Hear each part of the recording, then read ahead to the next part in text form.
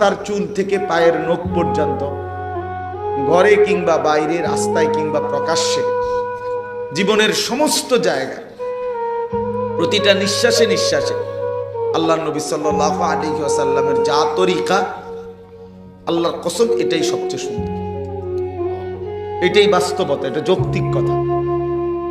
এটা এই পৃথিবীর 1450 বছর ধরে এক টানা আপনজন দুশ্মন, নবীজির পক্ষের লোক বিপক্ষের লোক সবাই পরীক্ষা করে দেখছে, সকলের পরীক্ষায় তিনি সর্বশ্রেষ্ঠ। বন্ধুর কাছেও তিনি সেরা, দুশ্মনের কাছেও তিনি সেরা। নবীজি সাল্লাল্লাহু আলাইহি সাল্লামের সমকক্ষ বিকল্প আরেকজন কোন মহামানব কেউ পৃথিবীতে দাঁড় করাইতে পারে না, কোন ধর্মের কাছে নাই, কারো কাছে নাই। নবী সাল্লাল্লাহু আলাইহি ওয়াসাল্লামের কোনো একটি নীতি রীতি এর ব্যতিক্রম, অন্য কোনটা এর চাইতে সুন্দর, এর চাইতে যুক্তিসঙ্গত, এরকম কিছু পৃথিবীতে এখন পর্যন্ত প্রমাণিত হয়। নবীজি সাল্লাল্লাহু আলাইহি সাল্লাম যেভাবে চুল রাখছেন, যেভাবে চেহারার আকৃতি ছিল, যেভাবে ঘরে সংসারে টয়লেটে বাথরুমে খানায় ঘুমে সর্বকিছুতে তিনি যেভাবে করছেন, যেটা এটাই সবচেয়ে সুন্দর। যা সুন্নত তাই আহসান, যেটাই সুন্নত এটাই সবচেয়ে সুন্দর নবীজি সাল্লাল্লাহু আলাইহি সাল্লাম। এর ব্যতিক্রম কোনো কিছুই সুন্দর, এর সমকক্ষ হইতে পারে না। এই জন্য আমরা যদি এটা বুঝি, তো রাসূলুল্লাহ সাল্লাল্লাহু আলাইহি ওয়াসাল্লামের সাহাবীদের মধ্যে এই আমলই ছিল, ওনারা আল্লাহর কথা, নবীজির কথা বসেই শুনতেন। কোরআনুল কারীমের মধ্যে আছে, মুসা আলাইহিস সালামকে আল্লাহ তাআলা তুর পাহাড়ে কথা বলার জন্য যখন তুর পাহাড়ের মধ্যে মুসা আলাইহিস সালাম আসছেন, প্রথম কথা বলার সময় আল্লাহ বলছেন ফাখলানা আলাইক, সরাসরি কোরআনের আয়াত।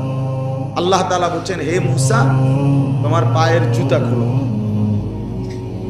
এরপরে বলছেন ওয়া আনাখতারতুকা ফাসতামি' লিমা ইউহা, আমি তোমাকে নির্বাচিত করেছি, এখন তুমি আমার কথা মনোযোগ দিয়ে শোনো।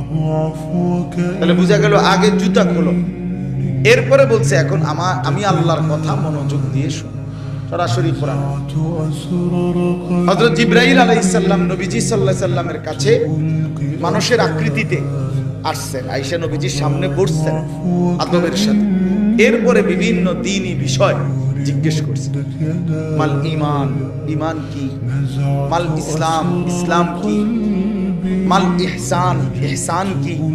এই যে মাওলানা মুফতি বেলায়েতুল্লাহ ভাই এতক্ষণ ইহসানের উপরে অনেক কথা বললেন, তো এগুলো জিজ্ঞেস করছেন, নবীজি উত্তর দিচ্ছেন।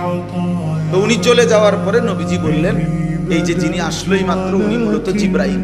সাহাবীদেরকে বললেন, তোমরা কিভাবে দ্বীন শিখবা সেটা তোমাদেরকে জিবরাইল হাতে কলমে দেখায়। এই জন্য দ্বীন শিখতে হয় বসে বসে। এই ছেলেগুলো কোনোভাবেই বাংলা কথাটা বুঝতে, এরা এখনো দাঁড়ায় আছে, মানে এটা তো কোনো আখলাক হইতে পারে না। চলে গেলে ভালো, চলে গেলে কোনো সমস্যা নেই, সবাই বা আল্লাহর কথা শুনতে হবে, এটা কোনো জরুরি বিষয়। কথা বুঝছেন না? একটা এখানে যত মানুষ সবাইকে আর এখানে বসছে, তো এটা তো সবাই শুনতে হবে জরুরি।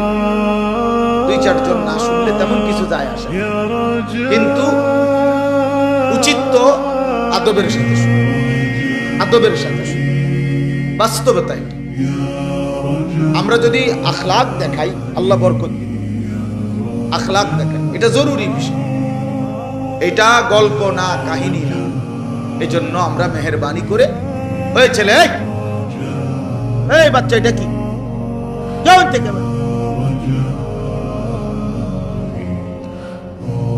একটা মোবাইল নিয়ে ঘুরতেছে।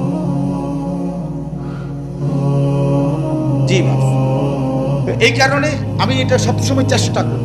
দেখেন, মানুষের জিন্দেগি পরিবর্তনের জন্য আল্লাহর কথা, এই মাহফিল, এই প্যান্ডেল, এই আয়োজন, আপনি এই পোস্টারটা হাতে নিয়ে দেখেন, অনেক দামি পোস্টার, এই যে অনেক উন্নত মানের কাগজ, তাহলে কি পরিমাণ খরচ করছে এই প্যান্ডেল, এই পোস্টার, এই মাইক, ওলামায়ে কেরামের দাওয়াত সবকিছু মিলাইয়া যথেষ্ট পরিমাণ খরচ আছে কিনা কেন?